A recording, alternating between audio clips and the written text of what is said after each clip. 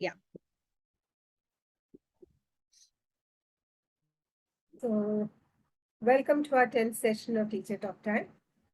Previously, in the 9th session, we had looked at two aspects of classroom management, grading the language and importance of ICQs or instruction checking questions. So this time, we continue with the theme of classroom management with two other aspects, effective feedback and over-explaining in English language teaching. So we first have our very own founder and trainer, Ambika, to present effective feedback. Thank you. Yes.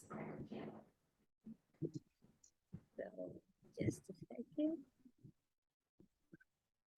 Can everybody see the screen? Yes. Awesome.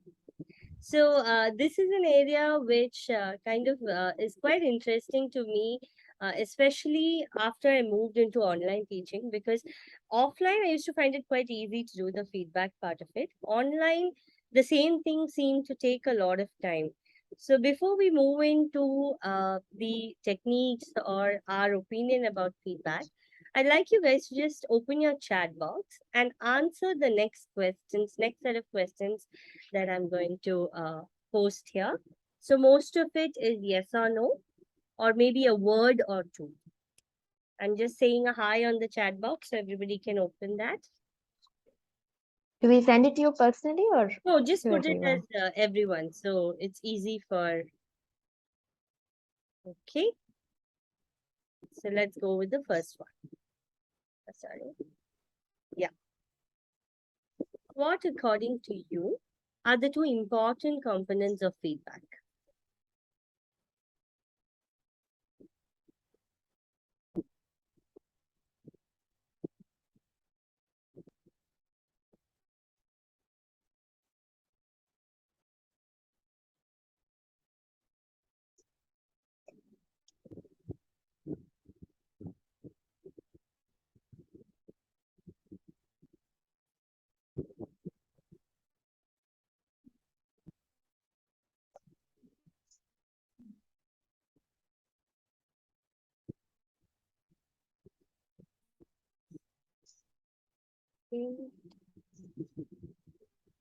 Okay, nice. Error correction, appreciation, raising awareness, how to improve, yes. Giving strength of the students and the area, okay. Yes. So I think you've all like touched upon the parts and bits. Two main components as such. One is always okay. Yeah, thank you, Smita. Assessment and correction. So assessment also is a part of the feedback, and somewhere they are in a way interdependent. Do you think we can do just either one of them? Is it possible? Feel No. free to unmute and answer, no problem. So it's a discussion more than. So I personally feel assessment can be done individually, like you can just give the mark. Yeah. But I Yeah. don't think the vice versa is possible. Like in error correction, you always have to assess and then only. Interdependent. Yeah, because I think the way we all actually learned in schools, we only had assessments. We never had error correction. Our Error exam correction. papers were all assessed, but not really error corrected. So yes, the assessment part of it is can be independent. So the next one. This is just a yes or no, so you can go ahead. Then we'll go into. Okay. Okay.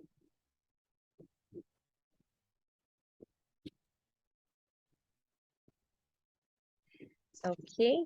Oh, we have two yeses and we have two no's. Okay, let's hear it then. Okay. So probably Nikitha from no and Chitranti from yes. Can you both share your opinion why you had put the answers that way? Okay. Chitra, would you like to start? Sure. Otherwise, you can go ahead. No problem. Okay. So I mean, after I said it, I kind of want to add a condition to my answer. So it depends on what kind of form, for what purpose it is. Hmm. So in terms of if we're saying IELTS, then yes, I would correct all errors, especially if I'm doing mock feedback or something like that, then definitely I would. But in a general English class where the focus is on general improvement and not anything very specific like an exam focus, then no, I would only correct the errors that I have, done my lesson on. Just target language correction basically is what I would do. Okay. And why did you say yes? Most of the correction I do nowadays is exam correction. Okay. Then fair So enough. I have to correct all them. But even otherwise, even though my training and the British Council tells me no, just focus on the areas of focus, I mean, the target language. Very often I find a kind of compulsive, I have Do a it, no? Yeah. compulsion to, especially when they're big mistakes like subject verb agreement or tense. There's a problem with tenses, which actually blocks the meaning. Yeah. You can't just let them go. Maybe prepositions and all, yeah, fine. Maybe. Yeah. So would that another follow-up question to you? Would it change? Would your answer change if it was a lower level? Meaning, would you end up correcting them in every aspect, or would you again? Yeah, probably I'd correct less. Right. So I think this is a very subjective question again. So exams, yes, definitely. And I think level based also we would be looking at, because intermediate plus, I think correcting all mistakes is okay because there wouldn't be so many. But probably below that, a pre-int elementary could be intimidating to do that. Okay, so let's go for the next one. A very simple thing, but then let's see what you feel about it. Okay.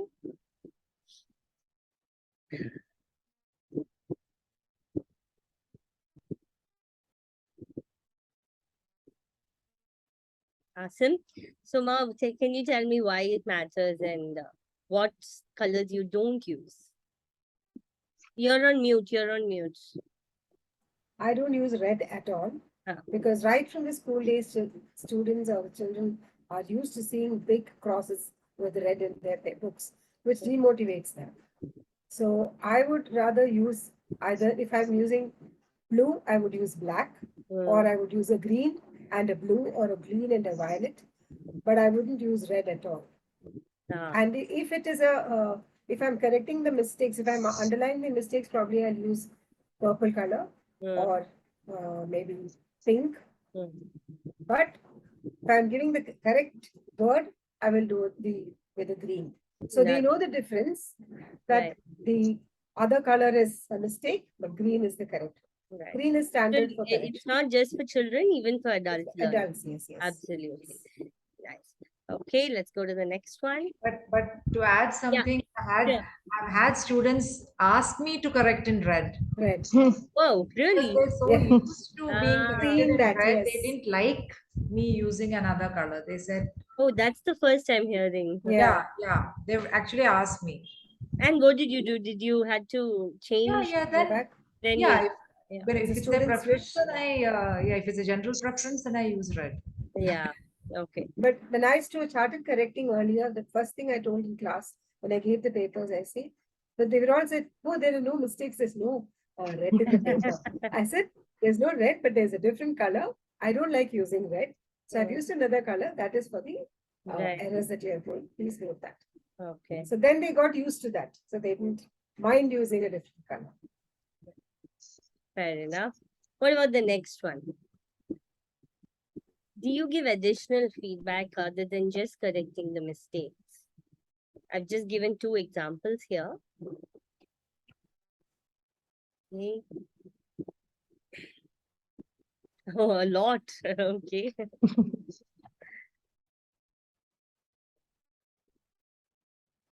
Okay. Surya, can you tell us why that's important or the reason behind this?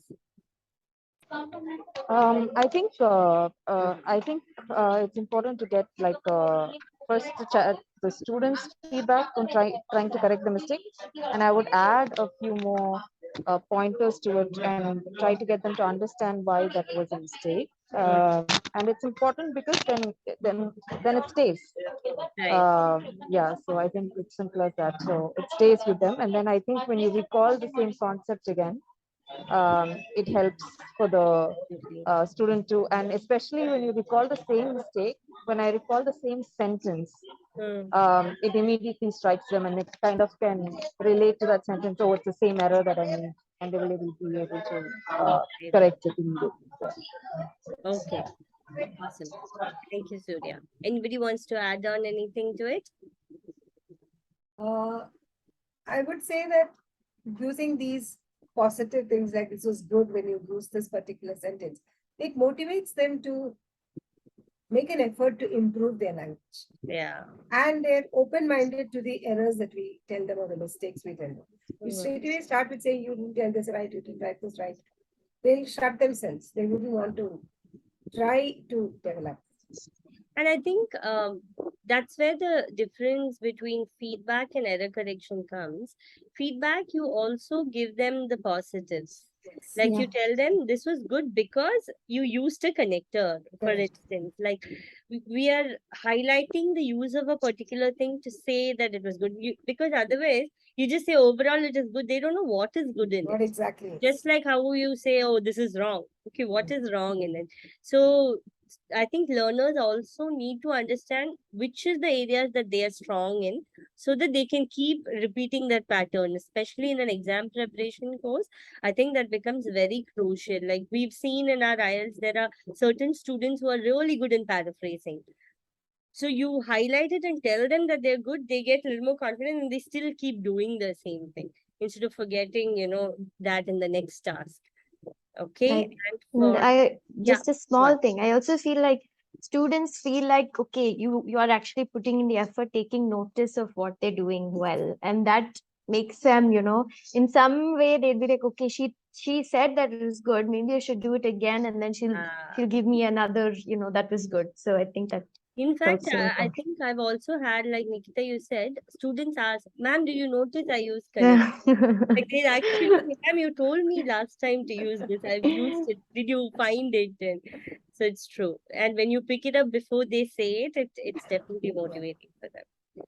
And the last question, do you reread or proofread your corrections?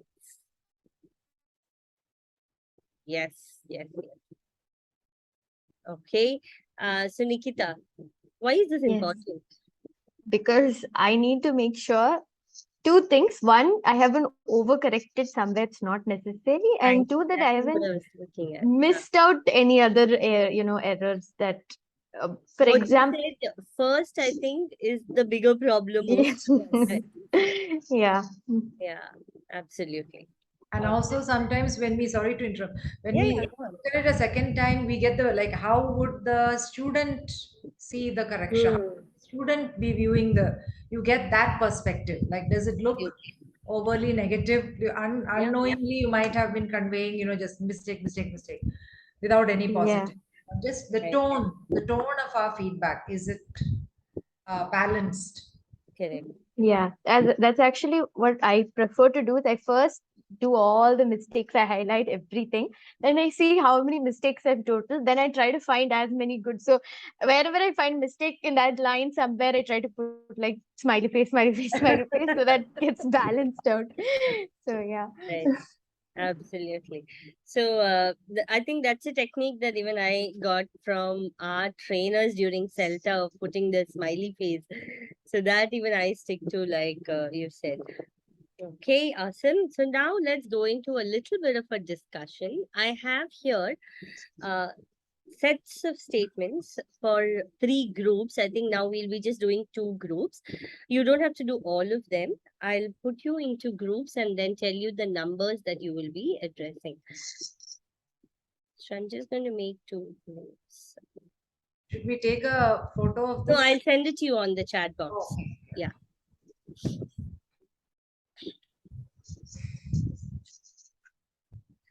Surya, I'm just adding you. You can join and listen to the discussion.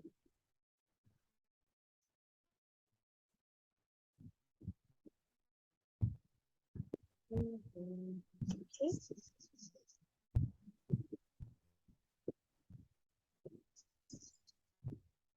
Smita, are you there?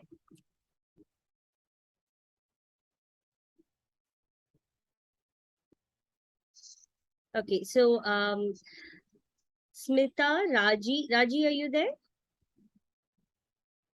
You're all on mute. Raji and Smita. So number 1 is for room 1. That is Smita, Raji, and Yuma. Room 2 is Chitra, Nikitha, and Surya. You'll be doing 2.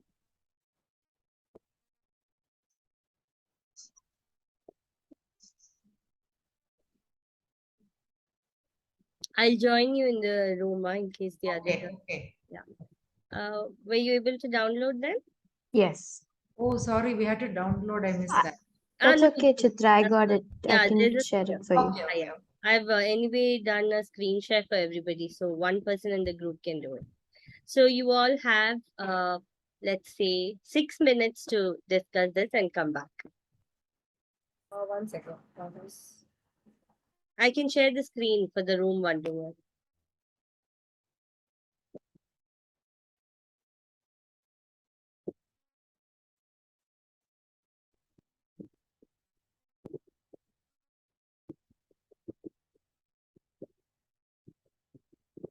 Raji, are you there? Okay.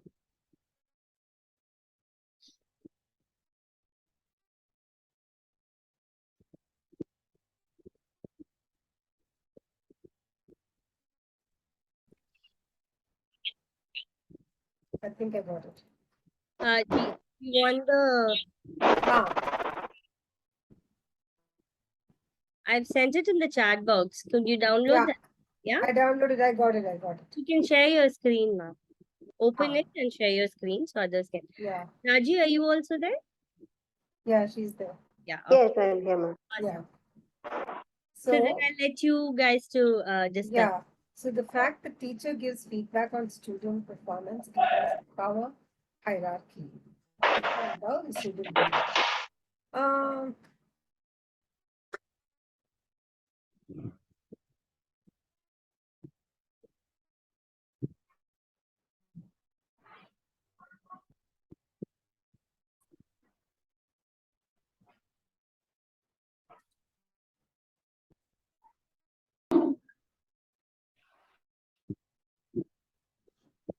Okay, welcome back. I did hear some interesting points in group 1, and then we had a small disagreement on something. So let's hear.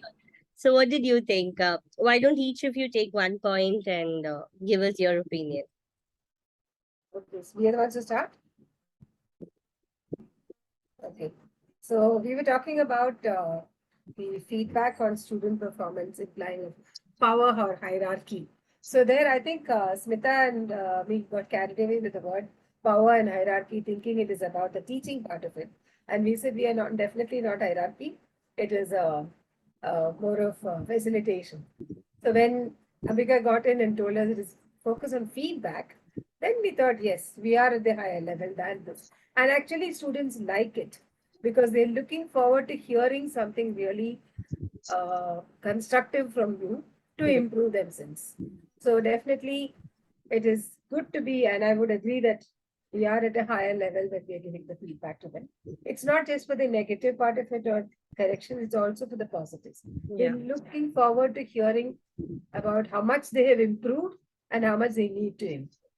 Absolutely. Yeah. In fact, now that I've been doing some reading up also for Delta, like most of the places where I've read, it said, especially the feedback and the correction part, that hierarchy is important because there is a trust and a credibility that builds a relationship of that sort that builds between the student and the teacher.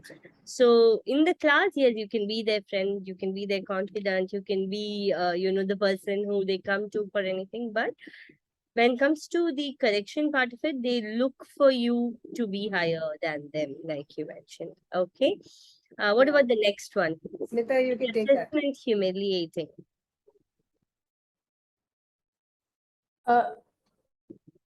Aparna, should I? Yeah, please. Yeah, we agreed, both of us agreed on the assessment not being humiliating. Okay. It could be stressful, especially the speaking part of it, because they might not be fluent in the language. But it's definitely not humiliating as such. It could be stressful. That's what we agree on. Okay. It is both of Do any of you have another opinion for this? Could assessment be Yeah. potentially Could humiliating? be, it could be. Yes, it So could it all be. depends on how it's communicated. Yeah. I've known teachers who can just like make Yeah. you feel like a speck of dirt or something, That's like a true. Yeah. worm. That's true. No, really. And Absolutely. so that's when where the power hierarchy, the misuse of power in the Yeah. class. Yeah. So I guess So that I do feel like I do agree with what you said, Smita, but I think there is a lot of that humiliation that happens mainly because of the fact that the way the teacher takes the feedback through to the student also matters there. And unfortunately, I think growing up itself, like from very personal experiences, we've been really humiliated in classes Mhm. when it came to feedback. And sometimes it might not be the intention, but students do yeah, feel. maybe unintentional, but Yeah, Yeah. they do have that sense of humiliation that triggers. Okay, so let's look at the second one. Yes, any of Chitra, you you take can. whichever order. Yeah, Chitra, you do. You can go okay, ahead. okay. Yeah. Number three. where So would you like me to put it we to? agreed, we disagreed, sorry, with this Mhm. because uh, positive feedback which is not deserved means if you just keep giving only positive, then it sort of misleads the student. And as Nikita was saying, they may walk out of the classroom feeling that they're at a higher level on the language learning this thing than the learning curve than they actually are. So we're actually giving a wrong sense of their level where they stand. So as a teacher, it's our duty to give them constructive criticism as well as positive feedback. Yeah. Negative feedback, it goes back to what we were discussing earlier. It doesn't Yeah. have to be demoralizing. Yeah. Okay. I have nothing to add to that. Any of you have anything to add? Okay, then let's go to the next one, Nikita. So for number 4, we somewhat agreed. So some in the middle. The word that made us not agree fully was plenty. It shouldn't be more than required. It should be just enough for their level and for the improvement that you want them to make, and it shouldn't go more than that. Right. Absolutely. I think praise is fine. Definitely. In fact, I think in the first few classes, it does help you build that rapport because you feel like, okay, the teacher is noticing me, and then definitely not plenty for sure. Okay, awesome. So this group actually got to look at the next point as well. So let me just quickly take you through that. Yeah. Nikita, So, you want to? Yeah, yeah. so let Chitra do number 5 because she had some personal experience Very with nice. it. Yes.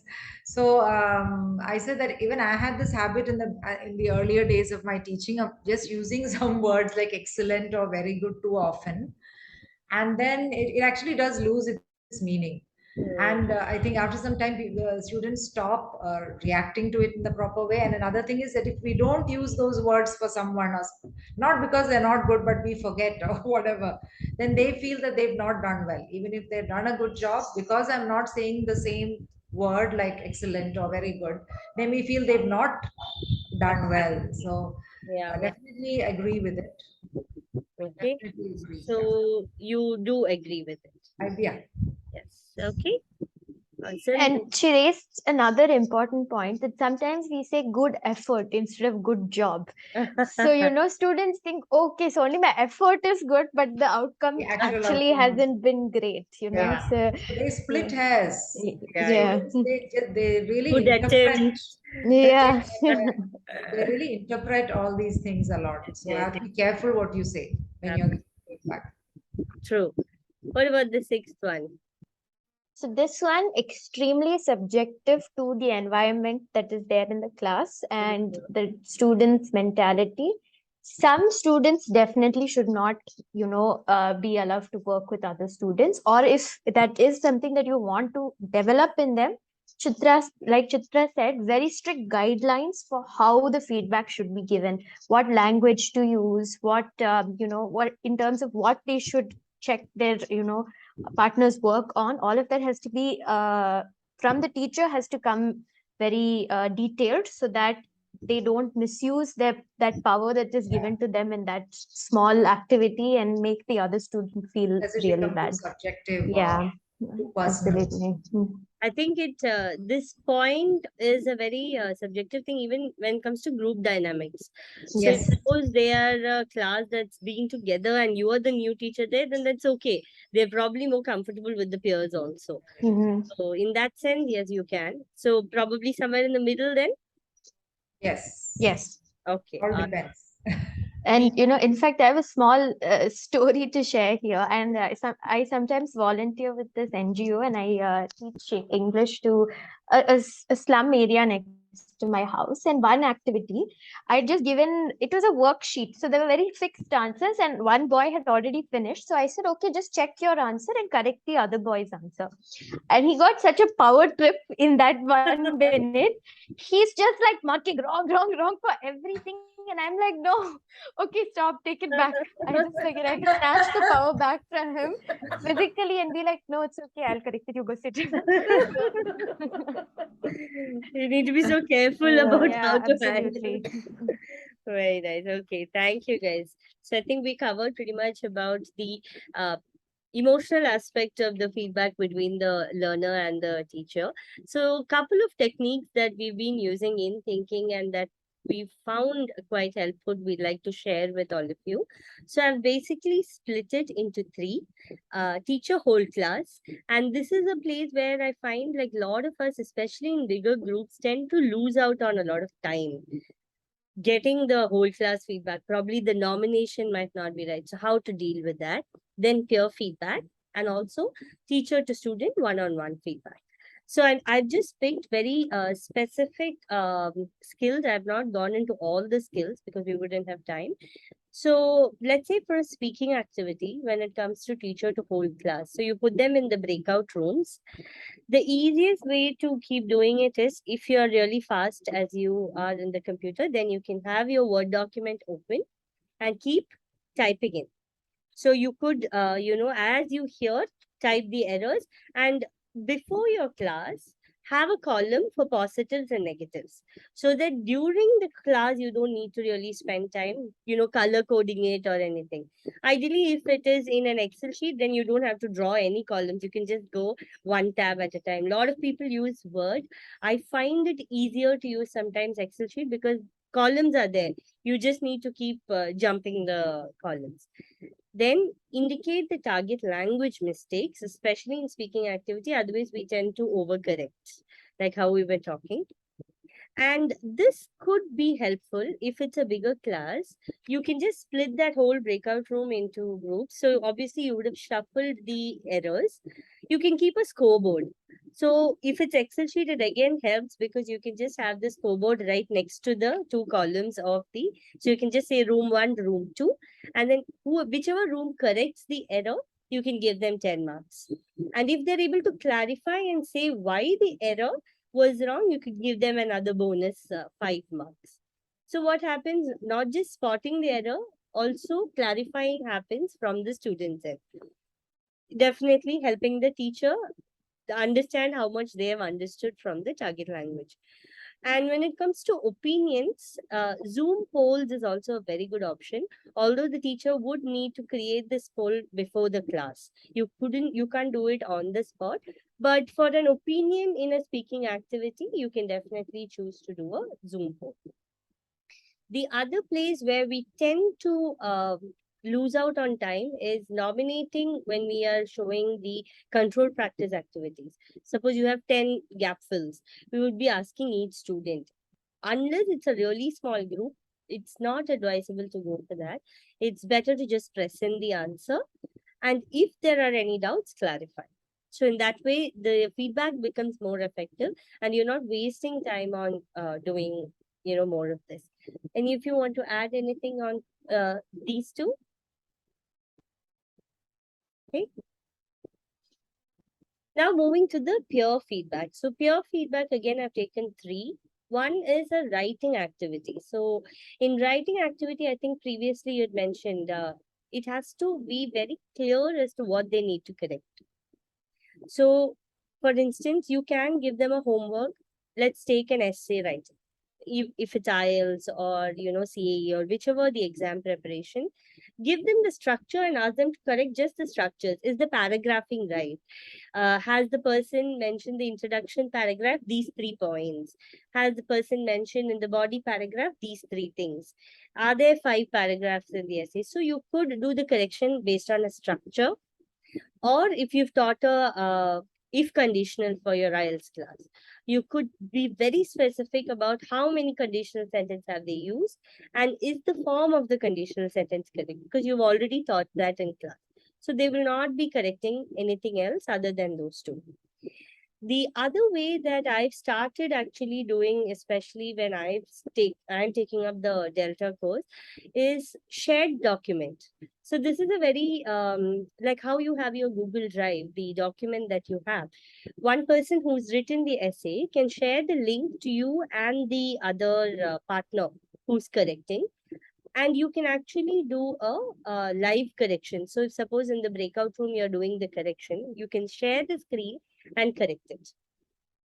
So a peer feedback can also be given in a breakout room in a shared document. So what happens, you don't have to send the file to the student, you don't have to, so everything what you've done in your Google Doc, it's just right there reflecting at your correction as well. And since the teacher is also monitoring, she can add on if there is anything that they have missed. So you don't really waste a lot of time by again reviewing the whole thing. So in an offline, it's okay because you can walk around and check. But in an online, this can be an easier way because you are monitoring as the things are happening in the breakout room, and you don't have to do the extra work of doing the feedback after the class. So that could also be an effective way. Anything you want to add into this? Okay, then going into speaking. So speaking, the best way to do is give them 3 columns: positive column, error, and a doubt. So which means it's very clear for the student, in a speaking task, okay, what are the positive things that you picked? And if it's a really small task, which is only for a 2-minute or a 1-minute, 1 positive, 1 error, 1 doubt. Or if it's a conversation or a role play, you can have column positives, errors, and doubts, so that the student is motivated. At the same time, whatever doubt they have when they listen is also clarified because of that clarify column.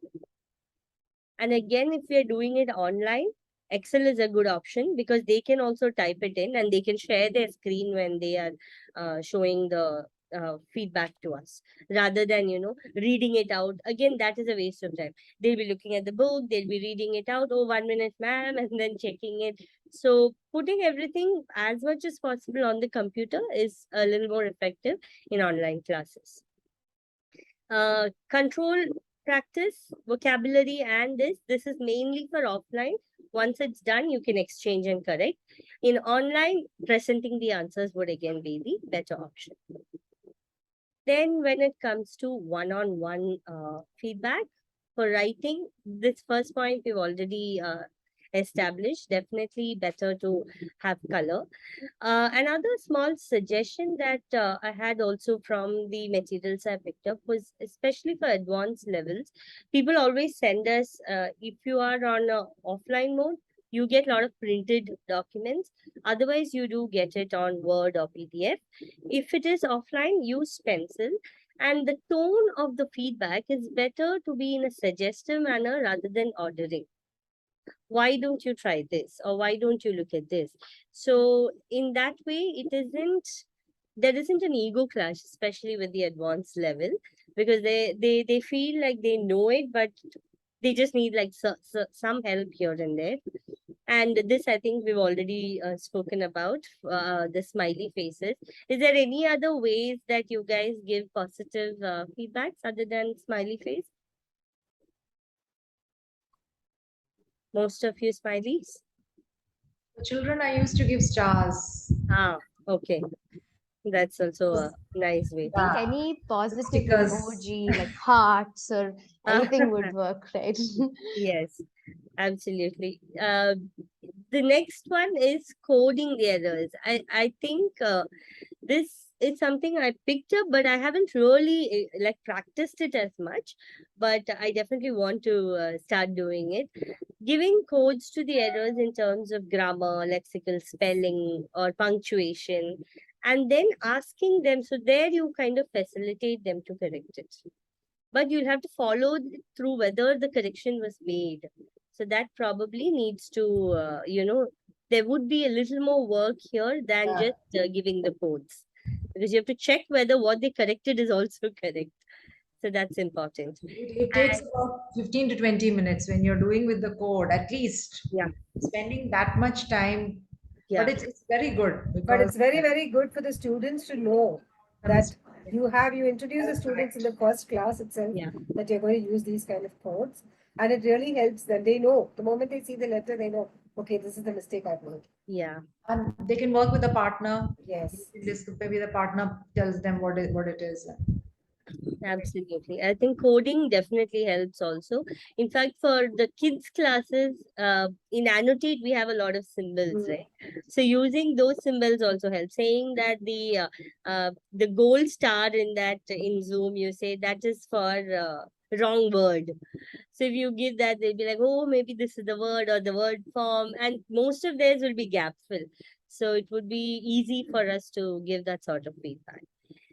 And last, the speaking activity. The speaking part here, more so to do with one-to-one students. I would always, recommend doing a recorded feedback. So even if it is for exam or if it is general training or business English, in all these fields, we found it extremely useful. The student records and sends us, the task that we've said. Like it could be a pair work. So they just record the call and send it to us. Or if it is just one person, they record and send it. And we record the feedback and send it back to them. So one, they hear us give the feedback. Second, sometimes we would be correcting certain pronunciation. So that also helps.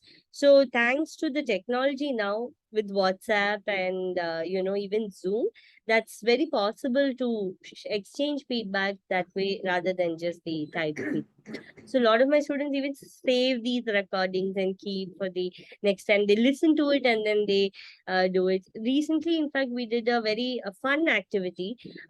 Pronunciation poetry challenge. So we'd like picked up for one of our group corporate classes, we picked up about 5 poems, and they could select which they want to do. And they say it in that rhythm and they record it and send it to us. Only the words that they've missed, we correct them in the recording. So that was a quite fun thing to teach also. Yeah.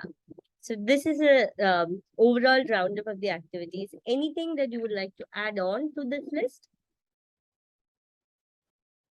Sometimes for IELTS listening, Mhm. we go through the recorded test, like especially for a mock speaking test, we go through the video recording together. Ah, okay, fine. That's Yeah, yeah. because I think it really helps them. Because some things they don't realize how they're saying it or what they're saying, but when they actually see the recording, You mean the speaking? yeah, speaking, Ah, the mock speaking right. test, Yeah, speaking yeah. test. I think that also Go works. through the video recording together. Yeah, Not every speaking test, but probably the yeah, midterm and the one at the end of the course, things correct. like. Absolutely.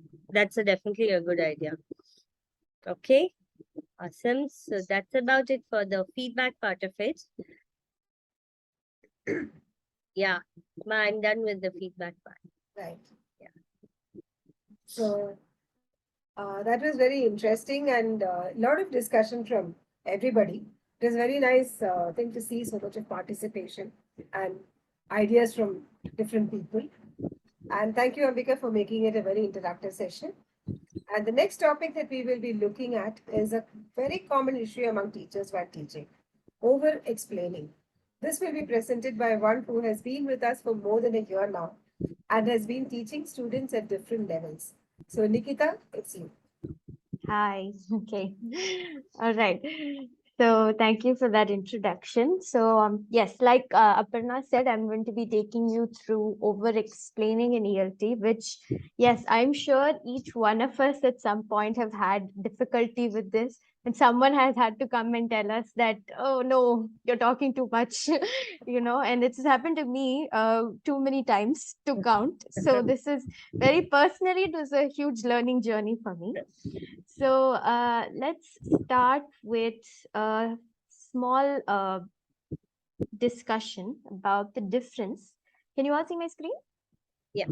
Okay. Between these two terms here. Okay. Over explaining and explaining well.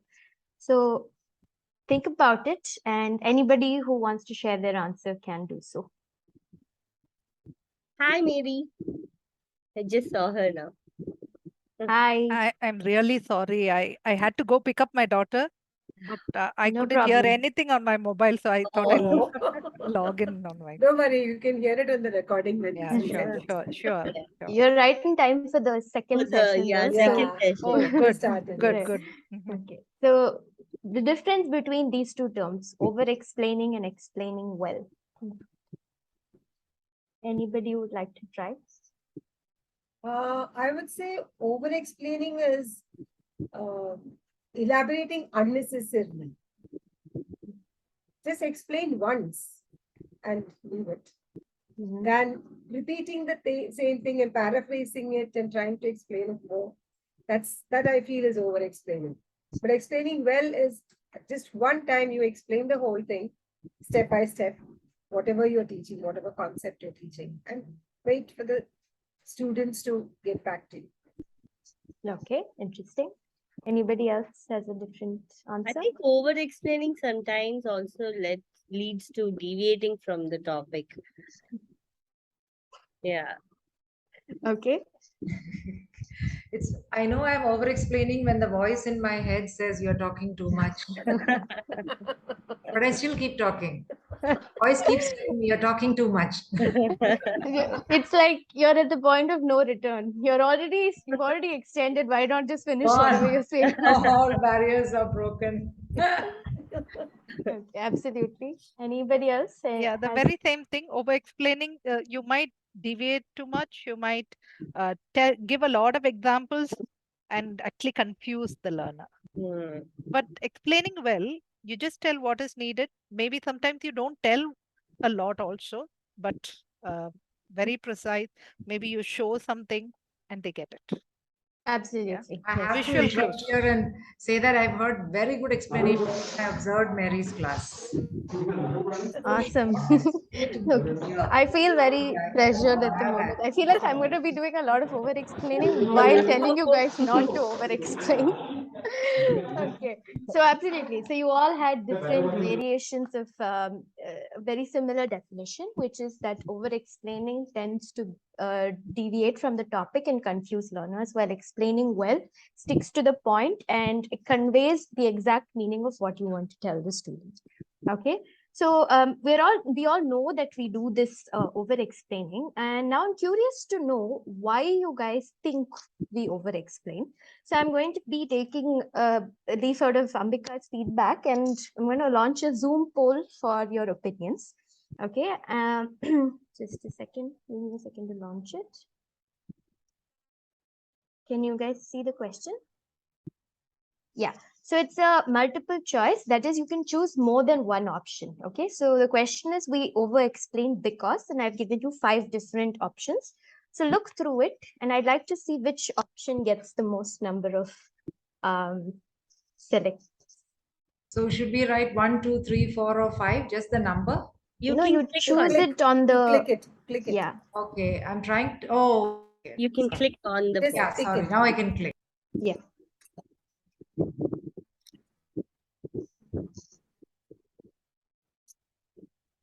I realized I can't answer because I'm the host. Oh, you put your answer in the chat box. I'll count it. Yeah.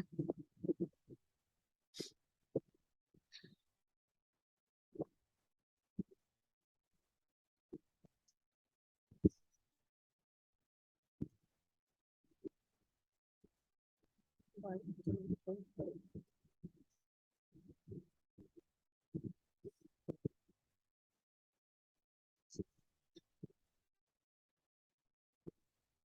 Okay. Very interesting feedback, actually. I was expecting the complete opposite. So the answer that You I can have share got. the answer. Huh. Oh, how do I do that? It says end poll and then share. Yeah. Okay. Share results. Got it. Yeah. Okay. So 3 and 4 are the most commonly chosen answers. I definitely thought it would be 1 and 5 that would get the most, but I'm happy to see there are a lot of my kind of people in this Zoom meeting today. But yes, so these are from what I have done research on, the 5 most common reasons that teachers tend to over-explain. Would anybody like to add any other reason if you can think of anything? From my experience, I tend to over-explain when I'm over-prepared. Hmm. I think we understand what that means. So Right. Maybe that would come under the category that you don't want students to miss out on any information, because you've over prepared, you know all this information, and you just want to give They it Or to your over students. enthusiastic. That is true, yeah. See, the Right? third one is something that I was really scared of when I was doing my CELTA. You know, Hmm. the minute the class is silent, oh, the tutors were marking me. Yeah. But as days went by, as you start teaching, you know, silence is okay. Yeah. Absolutely. Yes. So it took me a while also to get used to the fact that some students, you know, they need the time to process what you've said and then maybe ask you questions or say, yes, I understood. No, I didn't. So in that time that they get is really important. And we shouldn't rush them at that point with more information trying to clarify anything. Initially, I had this problem when I was teaching the beginner level. Yes, it is a big No problem. emotion, not just silence, no emotion on the face. I don't know whether the person's understanding or not. And I repeat again. Right. It's very Trying to challenging explain. online, no? Like at Oh least God. in person. Yeah, it's very no, you difficult can online. actually If gauge the videos are something. off, it's Very like you're talking difficult, to yeah. boxes. Yeah. I know. True. Sometimes you think they haven't understood, you explain, and turns out the video is just stuck. And they Yeah. didn't hear anything. So you've just Yeah. wasted time. Right? Were you saying something? Yeah. I lost. And here we were running out of breath. Yeah. Absolutely. Yes. So yeah, so these are the 5 main reasons. Now for the next, you know, section of this discussion, I also want to understand why over explaining is a bad thing. Okay, so we all have a general idea, but I would like for us to get into groups and discuss our opinions. So these are the 2 questions. What are some different ways of over explaining? So how as do we as teachers tend to over explain, and why should this not be done in our classes? Okay, so I'm going to just put you into 2 breakout rooms. You guys can take a screenshot of these questions or take a photo on your phone, whatever, that's fine.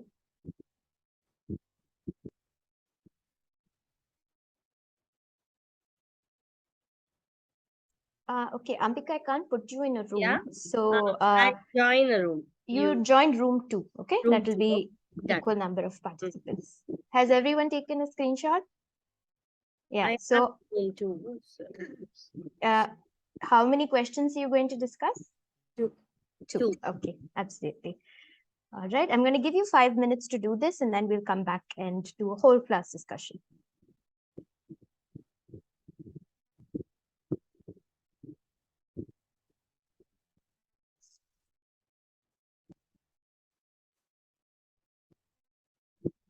Hey, I'll just pause the recording and then go to the.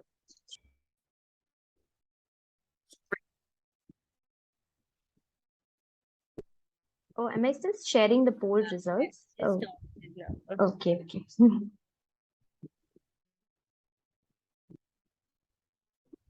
It's because probably we discussed this a little like in group. Yeah. We were like picking up the points from that for this question. So different ways of over explaining. We talked only about grammar, right? But then you can also, It's there are other things also, right? over explaining. Yeah, I think we mentioned, right, giving examples, Yeah. giving too many examples, becoming very theoretical, Yeah. going into those grammar rules and the theory which is unnecessary at their level. So I think for us, that's what like we were talking about specifically modal verbs. So the different kinds, like you start with the can for ability, and then it just like goes on, and then so it's just one person asks a doubt. There's always that one student You who's ask obsessed. it as a question or a permission, and so you kind of touch upon all the uses of the modal verbs unnecessarily, and Yeah, that's it. absolutely. And confuse all the students. Yeah. Okay. So I heard a little bit of what was discussed in both rooms, but I'd like one of you from each of the rooms to tell me to answer. Let's do first question group 1 and second question in room 2. I'll show you the questions again. So Mary, you Uh, can take it. Or Smita, one of you. So from room 1, so who wants to answer what are some different ways of over-explaining? Mary, you can do it. Yeah, okay. So we were talking about how we first explain whatever the concept is. Okay, and again, if we see some frowns on the face, you might go again explaining. But then we go to the extent of even giving examples from our own life, from our own families, and that is the time when it goes deviating from the topic. So I don't know if there was Super. something else in the second group. We would like to hear that also. Yes, definitely. Uh, Second group, any? Yeah. Yeah. I think you've covered it. You've covered it, right? Okay. Yeah. Okay. So So added that giving. I also added that we do this over explaining when we are giving instructions. Yeah. Yeah. Sorry, I forgot that. On and on. Yeah. When we see all blank faces, we start giving extra Yeah, instructions. true. Yeah. Sure. Absolutely. So I'm going to show you a list of answers that I had put down for question 1, and you guys can look at it and you can tell me if you agree, disagree, if you want to add something. Yeah. Oh, echoing answers. Oh, yes. Correct. That's also. I'm very guilty of that. Yeah. Sometimes we're not even aware we are doing it. So is Doing it, echoing correct. answers over explaining or like That I think is. So I'll give you a context. I'm going to give you an example of why Okay. it's over explaining. So for example, she just said instructions. Yes, absolutely. Instructions, Aparna. Instructions have to be correctly worded. Can't keep extending it. Otherwise, so we've already discussed instructions are over. So I want to reiterate that her answer was correct. So I echo and I go into an extended Explain it, explanation of that. Yeah. Good. Absolutely. Yeah. Yeah. that's Interesting. true. I'm guilty Yeah. of it now. Anything else you guys would like to add? No, that's about it. Okay. So then let's Everything is look at the second question. Let's hear from room 2 first. Why should we not over-explain? So Yeah. So one, you confuse the student a lot. You deviate from the topic, leading to extremely high TTT, and eventually not completing the lesson. Super. They've Yes. drawn a whole life cycle Yes. of why over-explaining is bad. Done. Yeah. Anything to add, room 1? And you put some learners to sleep because they're bored. Once Right. you pick up in the Bored. first 2 minutes, they're bored and they go off to sleep. Yeah. You know, I've observed in so many classes, and even sometimes in mine, I say, this is a fun fact about English. And then I go on to talk for the next 2 minutes, and they're like, we never asked for this information. It's not fun for us, and those are the kinds of things we tend to do. There's a difference between kids' classmates. If you actually say, I told Arush is one of my students. So today we're going to speak something interesting. After like half an, is the interesting thing coming up anytime soon? So sad. Oh my god. That way, I think teaching kids is more fun because right in your face, the Yeah. feedback is there. Yes, Good or or terrible. Yeah. That's adults why versus- even in storytelling, you are asked not to tell the climax in the beginning. Yeah. You should never say it's going to be an interesting lesson. Yeah. Always there's a good story. That's one way of making it I learned it uninteresting. from the like my experience of it. So no more like giving a preset of what the lesson is going to be. True. Absolutely. Okay, so these are my effects of why over-explaining is bad.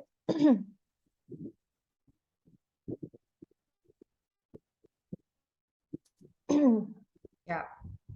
I think the second point is something that we haven't discussed No, yet, no, that no, the Yeah. we didn't discuss. reduced student autonomy. Very true. Correct. And this actually, I got in conversation with Ambika, who told me that one of her students, or Ambika, would you like to explain? Or No, go ahead. Go ahead. okay, yeah. So one of her students was so used to Ambika feeding her the instructions, saying that knowing that he wouldn't have heard it the first time, she would repeat it twice, thrice for him, so just so he would know. So once one class, what happened is he heard it the first time, but she anyway did it the second time, and he was just so sure he was there was a guarantee that she was going to give him the instruction the second time, so he felt like he didn't have to focus the first time, right? So you're reducing the ownership the students have to take for their own learning when you tend to give extra information and all of that handed to them on the plate. So which is why instead of you feeding them, it's always better to get it out of them. So that benefits you in many ways. Where your TTT is down, yes, that's good, but that's not the main focus. The main focus is the STT comes up, right? And the students are contributing to the conversation. So we've discussed why, how, why is it bad, everything. So what can we do to stop this phenomenon from taking over our classes? Who has some ideas? Awareness, attend TTT to understand. Ah. Okay, so step one done. Okay, then what happens? Becoming aware of it. Becoming aware of it. Sorry, did I interrupt you, No, Parambath? No. continue. Yeah. So many of us, maybe in the beginning, we are not aware. Mm. So I think getting constructive feedback. No, absolutely. Yeah, Having a that's the big first step. reliable source of constructive criticism, a team or another person who can look at you and say, no, this is where you should have stopped. I think that's absolutely important. But more so, what can we do in the classroom? How do we stop ourselves from over explaining? Probably write down your initially, if you want to get used to it, write down your instructions, write down the sentences that you need to ask for concept checking questions is fine.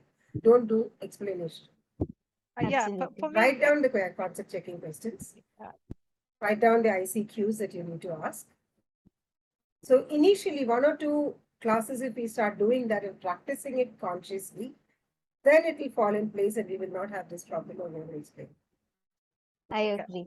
Mary? they're the same thing. What I felt through my career was when I'm prepared for a class, I don't explain too much. Okay? Mhm. But when I'm not prepared, even I'm confused that I Mhm. start explaining a Yes. lot. So True. preparation is the best. Correct. And when you're prepared, you know what is there, what is next. So kind of you move on to the next topic. Mhm. And also, as we were discussing in the room, and I forgot to say, Mm. if you have a backup PowerPoint, PPT, or maybe a handout, you'll not explain much. You'll bring it down. Yeah. Right. Okay, thank you, Mary. Anybody else?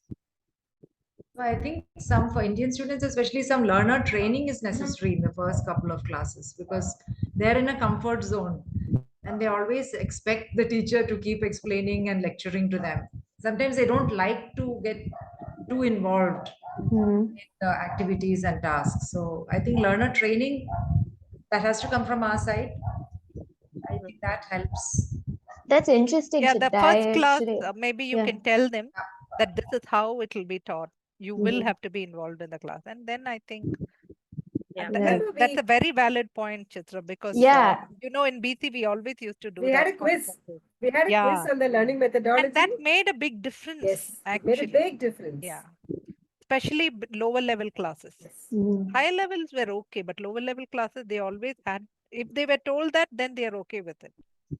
Absolutely. I have a list of answers, but this setting should definitely be added because I haven't written it. And very interesting point, Chitra. Yes. Thank you. Okay. Ambika, Smita, any suggestions from you guys? No, I think they've covered what I had to say. Yeah. Okay. All right. Smita, you? Anything? Same, Okay. using different visuals and other effects also will reduce the Yeah, need that's of good. Good. So these are the solutions that I have written down. Mm.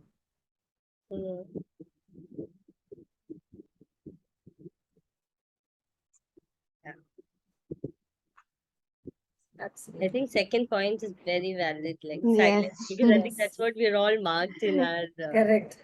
Right. You know, So silence is sometimes learning, silence is sometimes understanding. Mm, So it's better to leave it there. yeah. absolutely.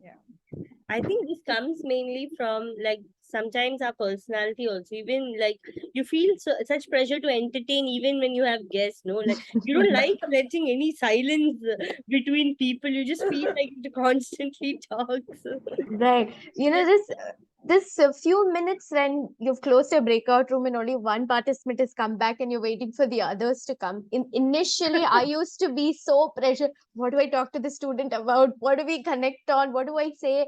And then I'll ask the most awkward question, and neither of us would have any time to like dissect it, and then it would be so awkward. But now I've learned that it's okay. I just say, let's wait for a couple of minutes, and then I just sit silently, and that's fine, you know. So we should try and tackle that pressure of always being chatterboxes, right? Absolutely.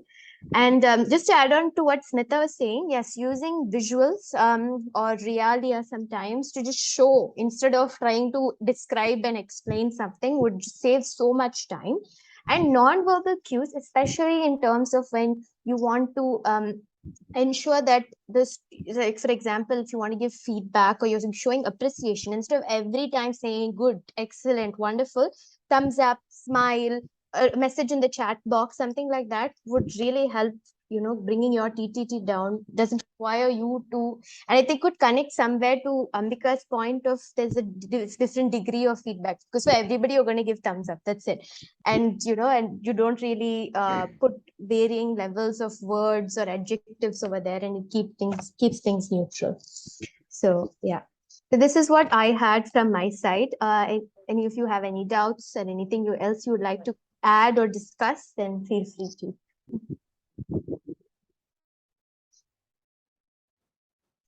Okay, I'm then. very glad you took Right. this topic though. This is a very It's a interesting very topic. small Yes. part of our teaching, Yeah. but it's a very Yes. significant But part. very significant, yes. So thank you, Nikitha and Ambika, for the wonderful inputs that you have given. And it is not just inputs, it is a complete interactive session today with a lot of input from everybody from their personal experiences and very valid points. So thank you so much for having made this a good, interesting session, and looking forward to seeing you all in the next session also. So once again, thanks to our internet god for not having given us problems this time. Yeah. Right. So thank you very much.